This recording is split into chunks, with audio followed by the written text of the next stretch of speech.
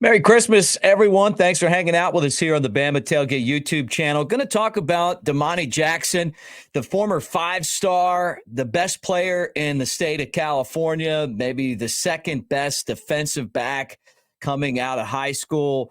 Came down to Alabama and came down to USC, and he went to USC. Now he's transferring, and they're saying that it could be between Alabama and Michigan. How ironic with those teams about to kick off in the Rose Bowl on New Year's Day. So let's talk about Domani Jackson, what he brings to the table, and how things may work out. I know one thing. We're looking for transfers here. Transfer to our channel. Make sure that you like and subscribe. Hit the bell so you know when we're live. And thumbs up if you like Alabama content. Roll Tide. Let's get this thing started.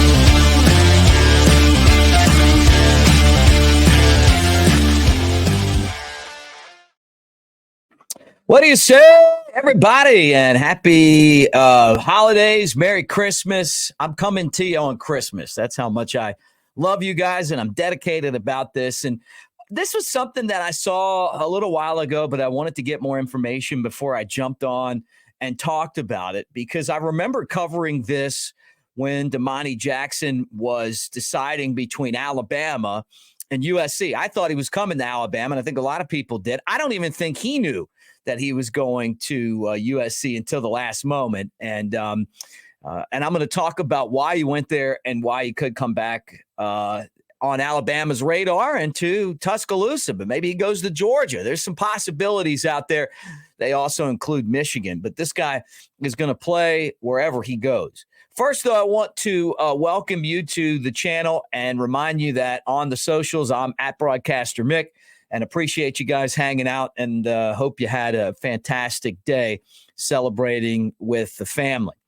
All right, well, I dipped out here to come at you guys with a video about one of the best defensive backs leaving high school.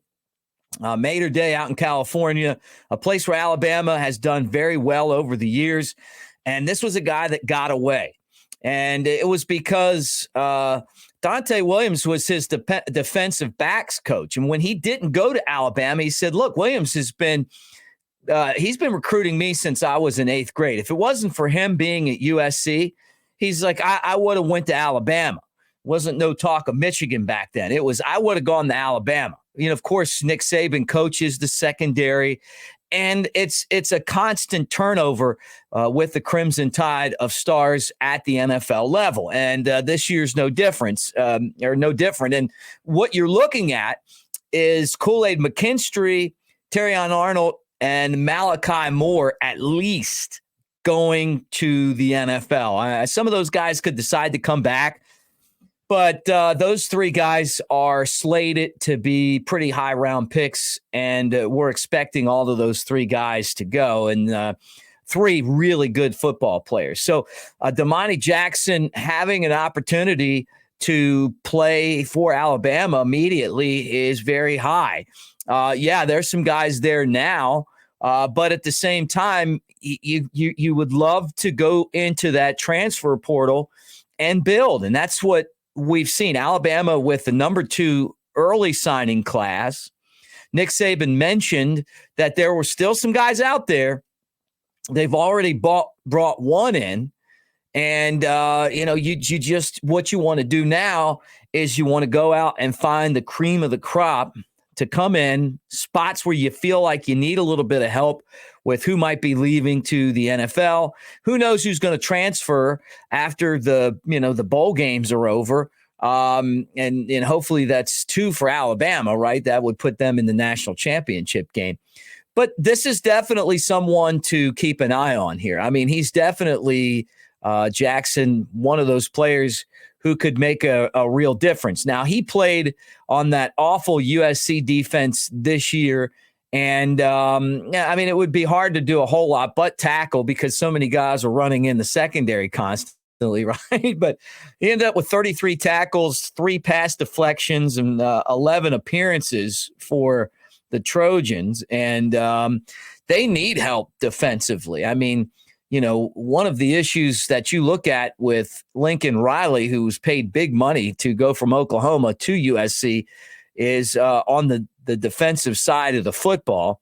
And this is a guy you wouldn't want to lose. But mentioned it before, is that the coach that brought him there, the guy that had been recruiting him since, he said it, he was in 8th grade, was Williams, who just left to become the defensive backs coach for Georgia. So does that put Georgia in the mix for Jackson? I mean, who knows, right? But what we're hearing is that he'd be willing to go wherever. I mean, obviously, you're going to have to pony up the NIL to land this guy. But with that said, his favorite coach is going to Georgia. So I'm sure that puts them in the mix, but he wanted to go to Alabama in the first place. There's opportunities at Alabama. And if you want to go play for the best in the business at developing guys and getting them to the NFL, it's Nick Saban, bar none. What's really cool about this, though, is ironically, Alabama and Michigan are playing in the Rose Bowl. And that's New Year's Day, 3:00 Central Time. The winner goes to the national championship game. Michigan #1. And Alabama #4. And we've talked about that. We're going to continue to talk about it as these teams get prepared to take on each other in a really intriguing matchup. And one of the rare times that Alabama and Michigan have ever played, which is so weird when you talk about, teams that have been blue bloods in college football forever. It's only the 6th time that Alabama and Michigan have ever played.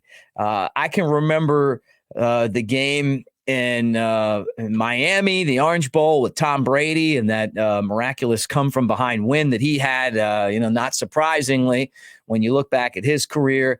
Alabama beating them in Tampa in Gene Stallings' last game in '96. The Orange Bowl was in 2000.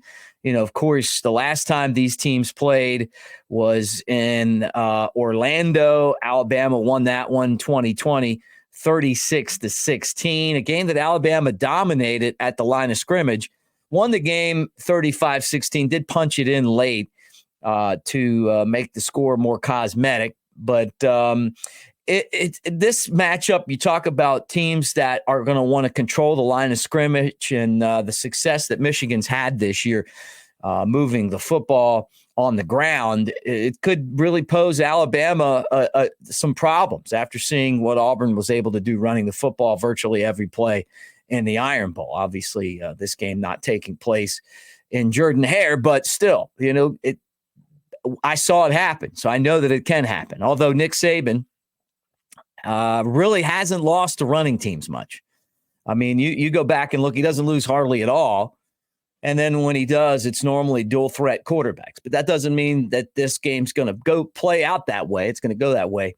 But, over the years, that's how things have gone down. I want to remind you guys that it's a great time to go over to Pearl River Resort, Choctaw, Mississippi. Check out the Timeout Sports Lounge at the Golden Moon Casino. You got all of the table games, the slots. You got Dancing Rabbit Golf Course, which down here would have been a great day for that. I mean, it was like almost 70 degrees and sunny.